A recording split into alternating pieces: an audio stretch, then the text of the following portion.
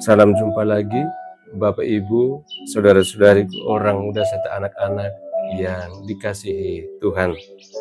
Kita berjumpa lagi di hari Minggu 2 Maret 2025, pekan biasa yang ke-8. Kita diajak untuk merenungkan bacaan suci untuk kita di hari Minggu ini. Dalam nama Bapa dan Putra dan Roh Kudus. Amin. Tuhan bersamamu. Inilah Injil suci menurut Lukas. Dimuliakanlah Tuhan. Yesus mengatakan pula suatu perumpamaan kepada mereka, dapatkah seorang buta membimbing orang buta? Bukankah keduanya akan jatuh ke dalam lubang? Seorang murid tidak lebih daripada gurunya, tetapi barang siapa yang telah tamat pelajarannya akan sama dengan gurunya. Mengapakah engkau melihat selumbar di dalam mata saudaramu, sedangkan balok dalam matamu sendiri tidak engkau ketahui? Bagaimana engkau dapat berkata kepada saudaramu, "Saudara, biarlah aku mengeluarkan selumbar yang ada di dalam matamu," padahal engkau tidak melihat balok yang ada di dalam matamu sendiri? Hai orang munafik, keluarkanlah dahulu balok dari matamu, maka engkau akan melihat dengan jelas untuk mengeluarkan selumbar itu dari mata saudaramu. Demikianlah sabda Tuhan. Terpujilah Kristus. Bapak Ibu, saudara-saudariku, orang muda serta anak-anak yang dikasihi Tuhan. Bacaan Injil untuk kita hari ini penuh makna dan sangat relevan dengan kehidupan kita. Tuhan Yesus menggunakan dua perumpamaan yang amat kuat maknanya bagi kita. Orang buta yang menuntun orang buta, dan balok serta selumbar di mata. Dua gambaran ini mengajak kita merenung lebih dalam tentang bagaimana kita melihat diri sendiri dan orang lain. Seringkali kita begitu cepat menghakimi orang lain. Kita bisa dengan mudah menunjuk kesalahan kecil seseorang yang disimbolkan dengan selumbar di mata mereka, tetapi kita gagal menyadari kesalahan besar kita sendiri yang disimbolkan dengan balok di mata kita. Saudara-saudaraku yang dikasihi Tuhan, Tuhan Yesus tidak sedang melarang kita untuk saling menasihati. Justru saling mengingatkan adalah bagian penting dalam hidup bersama. Namun yang ditegaskan oleh Tuhan Yesus adalah jangan pernah menghakimi orang lain tanpa terlebih dahulu memeriksa hati dan hidup kita sendiri. Maka baiklah kalau kita bisa bertanya pada diri kita sendiri, apakah saya cepat mengkritik kesalahan orang lain, tetapi lamban mengakui kesalahan saya sendiri?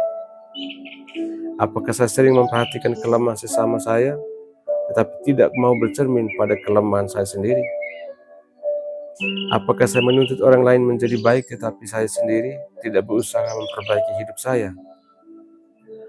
Sama saudaraku yang dikasihi Tuhan, Tuhan Yesus katakan, hai orang munafik, keluarkanlah dahulu balok dari matamu, maka engkau akan melihat dengan jelas untuk mengeluarkan selumbar itu dari mata saudaramu.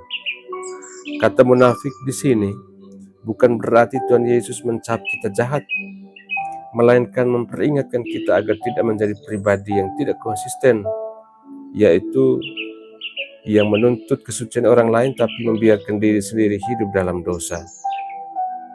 Selanjutnya, Tuhan Yesus juga menekankan bahwa apa yang dikeluarkan dari mulut seseorang menunjukkan isi hatinya. Dia ungkapkan begini, orang yang baik mengeluarkan barang yang baik dari perbendaharaan hatinya yang baik. Kata-kata kita adalah cerminan dari hati kita sendiri. Jika hati kita dipenuhi kasih, maka tutur kata kita akan lembut, menguatkan, dan membangun. Sebaliknya, jika hati kita penuh amarah, iri hati, dan kesombongan, maka ucapan kita akan melukai dan meruntuhkan. Hal ini sejalan dengan bacaan pertama dari kitab Putra Sirat yang dibacakan di hari Minggu, yang katakan demikian, perkataan seseorang menyatakan isi hatinya. Hati yang baik akan memancarkan perkataan dan tindakan yang baik. Oleh karena itu, jika kita ingin memiliki lidah yang lembut dan mulut yang memberkati orang lain, kita harus mulai dengan memurnikan hati kita. Bagaimana caranya? Bacaan hari ini menawarkan kepada kita jalan yang boleh kita tempuh. Yang pertama, berdoa dengan tulus. Mintalah Tuhan membersihkan hati kita dari rasa benci, iri, atau kesombongan. Yang kedua, introspeksi diri. Biasakan diri kita untuk memeriksa hati dan pikiran kita setiap hari dengan bertanya, apakah saya sudah memancarkan kasih Kristus? Yang ketiga, belajar mengampuni.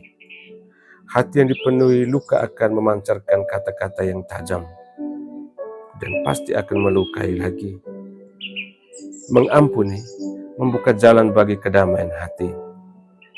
Kemudian, sama saudaraku yang dikasihi Tuhan, bacaan yang kedua dari surat Rasul Paulus yang pertama kepada jemaat di Korintus mengingatkan kita akan kemenangan kita dalam Kristus. Dia katakan, syukur kepada Allah yang telah memberikan kepada kita kemenangan oleh Yesus Kristus Tuhan kita. Tuhan Yesus memberikan kita harapan. Meskipun hati kita kadang lemah, penuh kekurangan dan mudah menghakimi orang lain, Tuhan Yesus sanggup mengubah kita. Kemenangan Yesus atas dosa dan maut adalah undangan bagi kita untuk mengalahkan balok-balok kesombongan kita, balok-balok kemarahan dan kebencian di hati kita. Mari kita berjuang menjadi pribadi yang rendah hati dan tulus, memancarkan kasih dan kebaikan melalui perkataan dan perbuatan kita. Saudara-saudaraku yang dikasihi Tuhan, hari ini mari kita bertanya kepada diri kita sendiri. Sudahkah saya lebih dahulu membersihkan balok di mata saya sebelum membantu sesama mengeluarkan selumbar di matanya?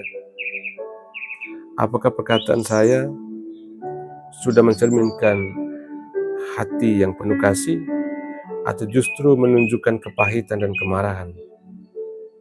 Bagaimana saya bisa semakin mendekatkan hati saya kepada Kristus agar kata-kata dan tindakan saya memancarkan kasih-Nya?